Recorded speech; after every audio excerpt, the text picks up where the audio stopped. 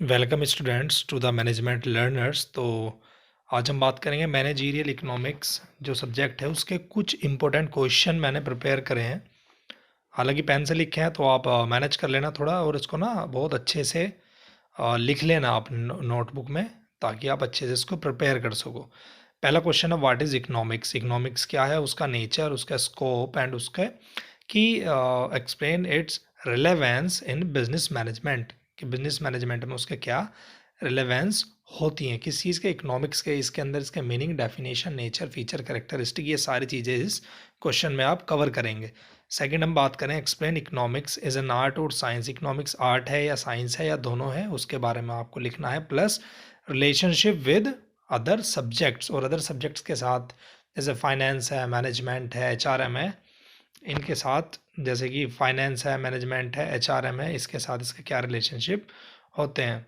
फिर आता है difference between micro and macro economics. ये बहुत अच्छा क्वेश्चन बनता है, तो इसको भी देख लेना। Explain law of demand. Law of demand क्या चीज़ है and what is demand curve. Demand curve क्या होता है, ठीक है। नेक्स्ट आता है what is demand, it's objective along with demand analysis.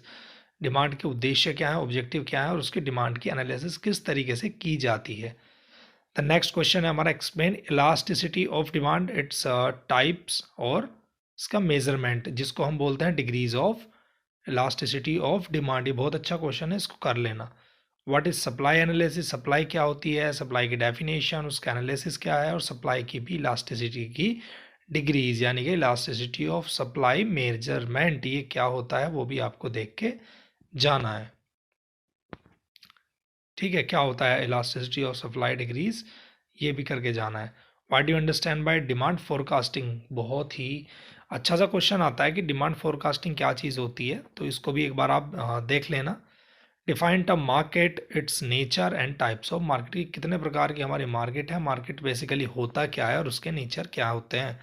Then आता है एक्सप्लेन डिफरेंट मार्केट स्ट्रक्चर्स, उसके प्राइसिंग कैरेक्टरिस्टिक। अभी यही क्वेश्चन है सेम मार्केट स्ट्रक्चर से रिलेटेड, उसको मैंने शॉर्ट नोट्स में भी डाल दिया, क्योंकि ये अलग अलग भी पूछे जा सकते हैं, जैसे कि what is monopoly, what is oligopoly, what is duopoly, और इसी के अंदर आते हैं आपके perfect competition, imperfect competition, monopolistic competition. तो ये सब एक मार्केट स्ट्रक्चर के अंदर आते हैं। नेक्स्ट क्वेश्चन की explain the pricing method and pricing policies. Pricing के क्या मेथड्स हैं और उसकी कौन कौन सी पॉलिसी होती है, उसको आप एक बार देख लेना। What is price discrimination. ये अच्छा क्वेश्चन मुझे लगा कि प्राइस के अंदर डिस्क्रिमिनेशन कैसे होता है, किस प्रकार से होता है, इसको बहुत अच्छे से प्रिपेयर कर लेना। फिर बहुत एक इम्पोर्टेंट क्वेश्चन मैं बोलूँगा कि नेशनल इनकम क्या होती है, किस तरीके से इसको कैलकुलेट किया जाता है, उसका कॉन्सेप्ट क्या है, देन इसका मेजरमेंट। इसी के अंदर आते हैं आपके जीडीपी, जीएनपी, ये सब। फिर आपका क्वेश्चन आता है what is BOP, balance of payment क्या होता है, किस तरीके से कैलकुलेट किया जाता है, इसको अच्छे से देखना है। देन आता है बीओटी, बैलेंस ऑफ ट्रेड, और एक डिफरेंस भी क्रिएट होकर आ सकता है, difference between BOP and BOT.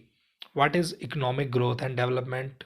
Economic growth and development का क्वेश्चन आ सकता है कि explain how India will grow, इस तरीके से मतलब वो उसको घुमा के दे सकते हैं कि how economics help in the growth and development of Indian economy, इस तरीके से। The next explain the business cycle, कैसे चलती है बिजनेस की साइकिल।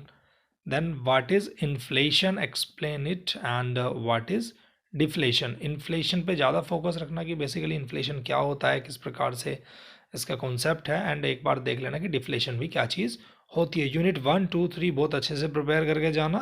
प्लस यूनिट 1, 2, 3 बहुत अच्छे से प्रिपेयर करके जाना। उसी के साथ आपका यूनिट 4 में नेशनल इनकम बहुत अच्छे से देखना है, और यूनिट 5 में inflation plus balance of payment. ठीक है, तो आप ये सब भी कर लेंगे तो मेरे हिसाब से आपका अच्छा खासा पेपर हो जाना है। तो छोड़ना मत कुछ भी, बेसिकली अपना कवर पूरा करके जाना है। ओके।